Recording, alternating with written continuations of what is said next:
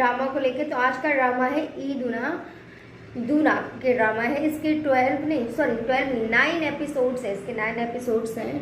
और ये स्टोरी है एक के पॉप आइडल की। दूना जो है वो के पॉप आइडल है, ठीक है, इसकी स्टोरी है। तो स्टोरी स्टार्ट होती है, एक लड़का होता है जिसका नाम वॉन जून होता है, जो कि एक जो शेयर्ड हाउस होते हैं ना, जहाँ पे बहुत सारे लोग एक साथ रहते हैं, तो वहाँ पे शेयर्ड हाउस में वो रहने जाता है। फिर वहाँ जाने के बाद उसको पता लगता है कि वो सेम हाउस है जहाँ पे दूना रहती है।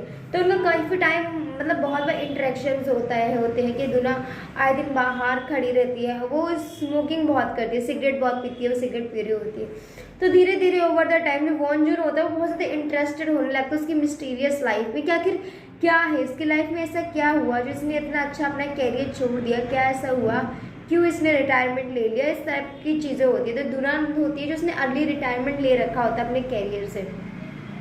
तो ऐसे क्यूरियोसिटी के बीच में उनके बहुत सारे इंटरेक्शंस होते हैं। फिर दूना कुछ टाइम बाद उसकी फ्रेंड बनना चाहती है, कहती मैं तुम्हारी फ्रेंड बनना चाहती हूँ। उसको फॉलो करती रहती है, उसको कॉलेज जाती है, वहाँ उसको फॉलो करती है, हर जगह फॉलो करती है। तो इस तरह के बहुत से इंटरेक्शंस होते हैं। तो फिर वो दोनों धीरे धीरे एक दूसरे से कन्फ्रंट कर देते हैं कि वो एक दूसरे को शायद प्यार करने लगे। पहले उनको श्योर नहीं होता तो वो ऐसे अपने रिलेशंस को रखते हैं, एक दूसरे को प्रपोज नहीं करते। फिर जब उनको लगता है कि हाँ ओके अब हो गया, कंफर्म है, तो वो एक दूसरे को प्रपोज करते हैं, तो वो ऑफिशियली रिलेशन में आ जाते हैं।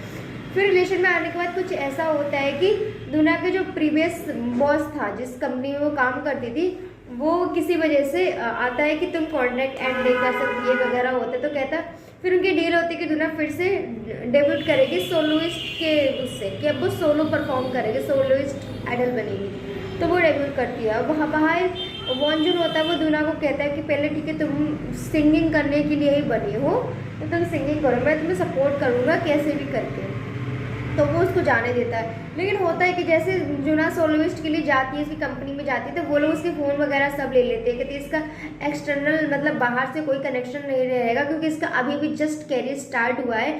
हम नहीं चाहते कि जो भी रिपोर्टर्स हैं पब्लिक को पता लगे कि कि इसका कोई बॉयफ्रेंड वगैरह, तो उसकी जो पर्सनल लाइफ है वो कम्प्लीटली कट ऑफ हो जाती है। उसके पास फ़ोन नहीं होता, तो वो अपने बॉयफ्रेंड मतलब वॉन जून से बात नहीं कर सकती। इधर वॉन जून डे आफ्टर डे दूना को याद करता है, उसके फ़ोटोज़ वगैरह सब देखता है, और उसको रियलाइज़ होता है कि वो दोनों कम्प्लीटली डिफरेंट वर्ल्ड में है। क्योंकि मतलब वेटिंग करना आसान तब होता है कम से कम एटलीस्ट उनका कुछ कनेक्शन तो होता, कुछ बॉन्ड तो होता, एटलीस्ट बात तो कर सकते थे। तो कम्प्लीटली कट ऑफ हो चुके थे एक दूसरे से। वॉन जून इस तरह उसका इंतजार करता रहता है दूना का, और अपनी स्टडीज़ में पढ़ाई भी करता रहता है, आगे फर्दर स्टडीज़ के लिए और जॉब के लिए अपनी का पढ़ाई करता रहता है। ऐसे काफ़ी टाइम हो जाता है, महीने टू महीने गुजरते रहते उनको कोई कनेक्शन नहीं होता।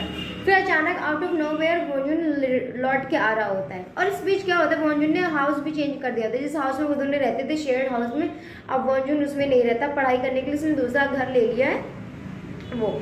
और इस बीच वॉन्जून जो है लगातार दूना को मैसेज करके सब कुछ अपडेट करता रहता था कि आज ऐसा हुआ, मैंने घर बदल दिया, ये एड्रेस से सब कुछ बताया था। लेकिन दूना के पास फ़ोन नहीं था तो कुछ नहीं कर सकती थी। फिर अचानक से एक दिन वो आ रहा होता है, वापस अपने घर जा रहा होता है, तो रास्ते में कहीं उससे दूना मिलती है। तो वो एक दूसरे से मिलते हैं, बात करते हैं। दूना कहती है is everything alright with us, क्योंकि वो काफ़ी टाइम बाद मिले होते हैं, तो ऑकवर्ड चीज़ें होती हैं, उनको समझ नहीं आ रहा होता कि उनका रिलेशनशिप चल रहा है नहीं चल रहा है, क्या है। दूना अपनी लाइफ में सक्सेसफुल है, ठीक है, तो वॉन्जून को लगता है कि वो दूना को पीछे नहीं पुल करना चाहता है, कि शायद ये दोनों एक दूसरे के लिए नहीं बने, ये रिलेशनशिप नहीं ज़्यादा रह सकते। क्योंकि वॉन्जून भी वेट करते करते बहुत ज़्यादा फ्रस्ट्रेट हो गया कि मतलब कोई कनेक्शन नहीं, कुछ नहीं। दूना पब्लिकली अपना बॉयफ्रेंड के बारे में किसी को नहीं बता सकती, और वो बात भी नहीं कर सकती बहुत। तो दूना उसको बताती कि जैसे मैं वहाँ पे गई तो उन लोगों ने मेरा फ़ोन ले लिया, मैं तुमको कोई कॉन्टैक्ट इसलिए नहीं कर पाई, तो आज भी जैसे तैसे मैं चुपके से बाहर आई हूँ यहाँ पे तुमसे बात करने के लिए। तो ये सब होता है। फिर वॉन्जून उसको धीरे धीरे कह देता है कि हमें ब्रेकअप कर लेना चाहिए, हमारा रिलेशन नहीं चल सकता है। तो दूना को बहुत बुरा लगता है। फिर काफ़ी टाइम बाद उनका कनेक्शन कट हो जाता है। फिर दूना कुछ एक दो बार उसको फिर से फॉलो करते बताती है कि तुम बहुत बुरे हो, मैंने तुम्हारा वेट के इंतज़ार किया और तुम अचानक से ऐसे कैसे कह सकते हो कि तुम ब्रेकअप कर लेते हैं। फिर दोनों अपनी फीलिंग्स को निकालते हैं, रोते हैं, उनको रियलाइज़ होता है कि ओके नहीं हमने गलत किया। फिर दोनों साथ रहते हैं। फिर वो म्यूचुअल थोड़ा दूर हो जाते हैं, पता नहीं मीडिया से सब छुपाने के लिए कर रहे होते हैं कि या दिखाया नहीं गए थे। उसमें दिखाया गया ड्रामा में लास्ट एपिसोड में कि दोनों अलग अलग हैं, जापान में है, कुछ कर रहे हैं, किसी बिजनेस से गए हैं। और जो वॉन्जू ने अपनी कंपनी की तरफ से गए, जो दूना है वो अपनी करियर की वजह अपने उसकी वजह से आई है, और वो दोनों होते हैं अलग अलग डायरेक्शंस में जाते हैं। दुना को वॉन्जुन की आवाज़ सुनाई देती है, वो पलट के देखती है कि शायद वॉन्जुन है या नहीं, तो उसको फेस नहीं दिखाई देता, उससे बैक पोर्शन दिखाई देता है। और इसमें कुछ कंफर्म यहाँ पे नहीं पता कि वो लोग अभी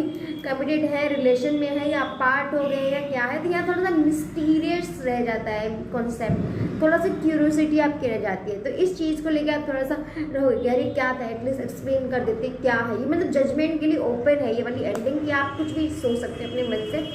बट ओवरऑल बात की जाए तो स्टोरी लाइन अच्छी है, यूनिक है। जो आइडल्स होते हैं, जो K-pop आइडल है, उनकी लाइफ में क्या चल रहा है उसके लिए बताते हैं कि वो अपनी लाइफ के हर एक डिसीजन खुद नहीं ले पाते हैं, कि जब तक वो बहुत ज़्यादा फेमस ना हो गए कि उनको मतलब ही नहीं है। लेकिन अभी भी बहुत सारे फेमस होने के बाद भी लोगों को बहुत फ़र्क पड़ता है। तो उनके ऐसे प्राइवेट जो लाइफ होती है उसके डिसीजन वो खुद भी नहीं ले पाता है। उनका गर्लफ्रेंड बॉयफ्रेंड को है तो उनको सीक्रेट रखना पड़ता है, क्योंकि पब्लिक ये सब एक्सेप्ट नहीं करती। पब्लिक कैसी है तो आप लोग जानते हैं। तो इस तरह से सारी लाइफ उसमें दिखाई गई है, और मैं इस ड्रामा को रेटिंग दूंगी 7.5 आउट ऑफ 10। जो थोड़ी सी एक दो रेटिंग है वो एंडिंग की वजह से मैंने ली है, कि एंडिंग फ्रस्ट्रेट करके छोड़ देती कि क्या हुआ। बाकी ड्रामा बहुत अमेजिंग है, लव है, वार्मथ है, क्यूटनेस, आप देख सकते हो इसको।